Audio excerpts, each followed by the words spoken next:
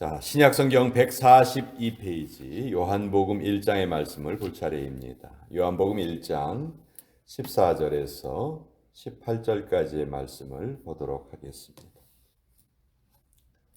요한복음 1장 14절로 18절까지의 말씀입니다. 우리 14절부터 18절까지 같이 읽도록 하겠습니다. 시작. 말씀이 육신이 되어 우리 가운데 거하심에 우리가 그의 영광을 보니 아버지의 독생자의 영광이요 은혜와 진리가 충만하더라. 요한이 그에 대하여 증언하여 외쳐 이르되 내가 전에 말하기를 내 뒤에 오시는 이가 나보다 앞선 것은 나보다 먼저 계심이라 한 것이 이 사람을 가리킴이라 하니라. 우리가 다 그의 충만한 데서 받으니 은혜 위에 은혜로라. 율법은 모세로 말미암아 주어진 것이요 은혜와 진리는 예수 그리스도로 말미암아 온 것이라. 본래 하나님을 본 사람이 없으되 아버지 품속에 있는 독생하신 하나님이 나타내셨느니라.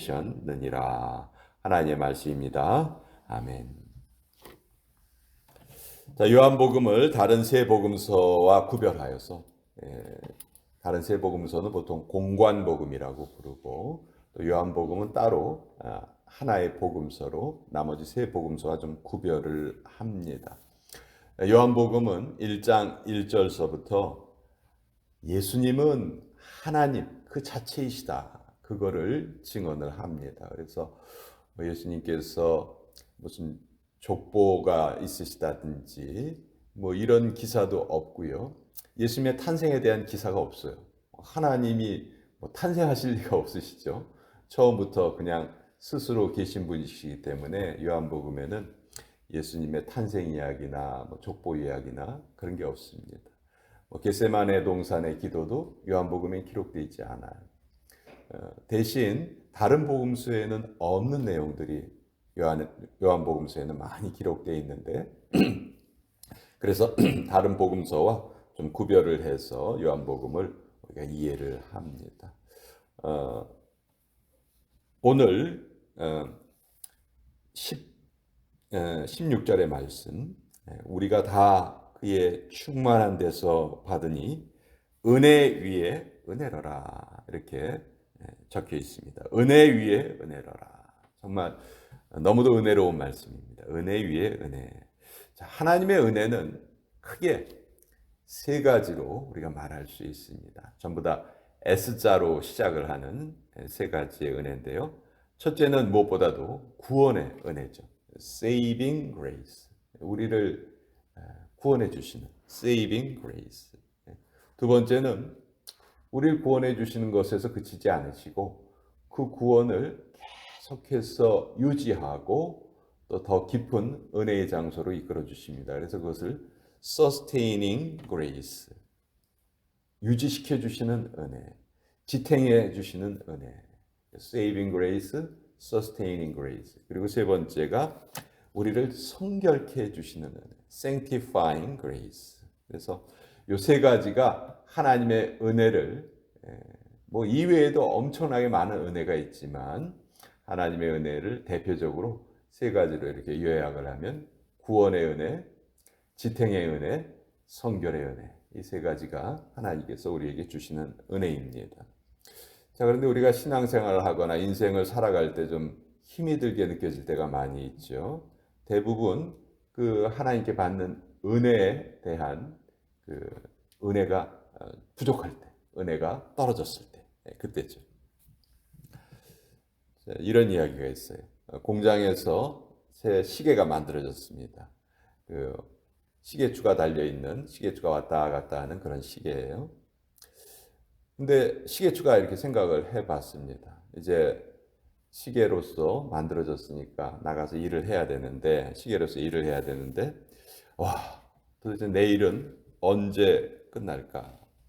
밤낮으로 1분에 60번씩 똑딱똑딱 해야 되고 1시간에는 또 그것의 60배를 일해야 되고 하루에는 그것의 24배를 더 일을 해야 되고 또 한 해에는 그것을 365배를 일을 해야 되는데 그 많은 일을 내가 어떻게 할까? 그걸 생각하니까 그냥 일을 시작하기도 전에 시계추가 낙심을 했어요. 그래서 하나님께 시계추가 기도했습니다. 하나님, 제가 어떻게 그렇게 많이 똑딱거릴 수 있겠습니까?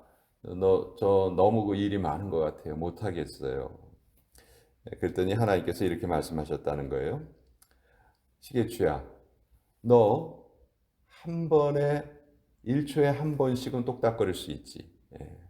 그럼요. 그건 얼마든지 할 수 있죠. 그럼 다른 생각하지 말고 1초에 한 번씩만 네 일을 해. 그렇게 생각했더니 또 얼마든지 자기 일을 할 수 있는 거예요. 한 번 하는 거 얼마든지 하지. 그래서 하나님께서 하시는 말씀을 듣고 즐겁게 자기 일을 했다 하는 이야기인데 무슨 얘기냐면요. 우리가 이 세상을 살아가면서 너무 많은 것을 미리미리 생각하려고 합니다. 사실 오늘 우리에게 주어진 날은 이 하루죠. 이 하루의 일을 우리가 잘 감당하면 되는 거예요. 근데 괜히 몇 달 후에 있을 일, 몇 년 후에 있을 일, 나 그때 어떻게 살지, 그때 어떻게 살지. 걱정하지 마세요. 다 그때 살아요. 우리 지금의 모습, 우리가 20년, 30년 전에 아마 그렇게 생각했을지 몰라요. 와, 2, 30년 후에 우리 어떻게 사냐? 근데 지금 뭐 문제없이 잘 살고 있거든요. 하나님의 은혜는 한꺼번에 우리에게 주어지지는 않아요. 그리고 한꺼번에 주어지면요, 오히려 그것이 복이 되는 것보다 독이 되는 경우가 더 많습니다. 비가 한꺼번에 왕창 쏟아지면요, 홍수가 납니다. 홍수가 나고 사람들이 피해를 입어요.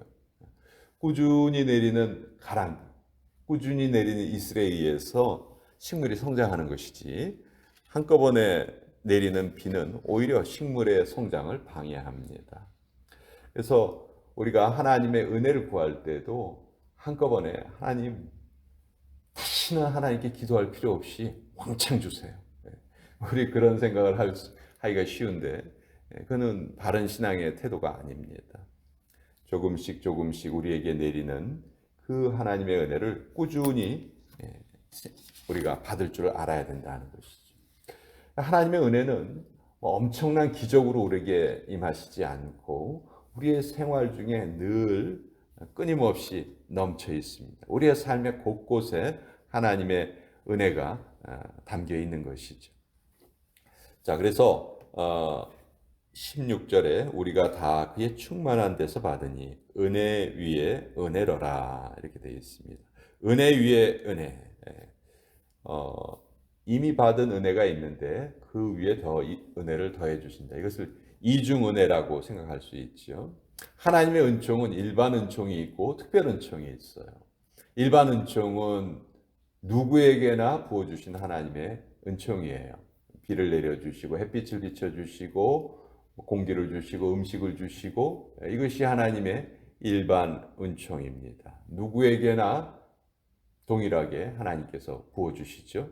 그러나 이 일반 은총 말고 하나님의 특별 은총이 있어요. 그 특별 은총은 뭐냐 하면 하나님이 보내신 예수님이 우리의 구주라는 것을 깨닫고 그 예수님을 받아들이는 영접하는 은혜죠. 이것을 신학적으로 특별 은총, 특별 은혜 이렇게 불러요. 그러니까 은혜 위에 은혜. 우리는 어떤 존재예요? 일반 은총은 다 동일하게 받았습니다. 거기에 더해서 특별 은총까지 받은 사람이죠. 그래서 우리는 은혜 위에 은혜를 누리는 사람이다. 그렇게 말할 수 있고요. 또 은혜 위에 은혜는 한마디로 흘러넘치는 은혜라고 할 수 있어요. 하나님의 은혜는 충만합니다. 하나님의 은혜가 고갈되는 적이 없어요. 늘 무엇이 고갈되냐면 우리의 믿음이 고갈이 되고 우리의 신뢰가 고갈되는 것이지 하나님의 은혜는 늘 흘러 넘치고 계신다. 태평양에 사는 물고기가 야, 이 물이 마르면 어떡하냐? 공중에 사는 새가 야, 이 하늘이 막히면 어떡하냐? 그런 걱정을 할 필요가 없다는 것이죠. 그래서 하나님의 은혜는 결코 마르는 법이 없다. 그래서 우리는 하나님의 은혜를 계속해서 구할 수 있는 거예요. 어제 은혜를 받았다 해서 오늘 하나님께서 그 은혜를 멈추시지 않습니다. 끊임없이 우리에게 보내주신다. 또 은혜 위에 은혜라는 말은 또 다른 은혜가 계속 이어진다는 말이에요. 또 다른 은혜. 기쁠 때는 그 기쁨의 은혜가 우리에게 주어지고 또 우리가 슬플 때도 있죠. 그때 하나님께서 또 다른 종류의 위로의 은혜도 우리에게 내려주십니다. 때에 따라서 가장 적절한 은혜를 주십니다. 한 번 받은 은혜가 소진되었을 때 또 다른 은혜를 우리가 계속 받을 수가 있다는 것이죠. 그래서 은혜 위에 은혜다 하는 이 말은 정말 우리가 사모해야 할 단어이고 또 이것이 바로 하나님의 속성을 우리에게 가장 잘 보여주시는 단어다. 그래서 늘 어린아이와 같이 하나님께 우리는 우리의 필요한 것을 구할 수가 있는 것이죠. 그리고 하나님께서는 부모가 자녀를 키우듯이 또 우리의 삶에 그 은혜를 내려주시는 것입니다. 우리가 이 은혜를 받지 못할 때는 아까도 말씀드렸지만 우리의 믿음이 약해져 있을 때, 우리의 신뢰가 약해져 있을 때, 또 사탄 마귀에게 우리의 마음이 빼앗길 때, 그런 때에는 자꾸 우리 주변에 하나님의 은혜가 스며들어 있는데도 불구하고 그것을 의심하게 되죠. 과연 하나님이 날 돌보시기나 하나? 내가 이렇게 힘든 것을 하나님이 아시기나 하나?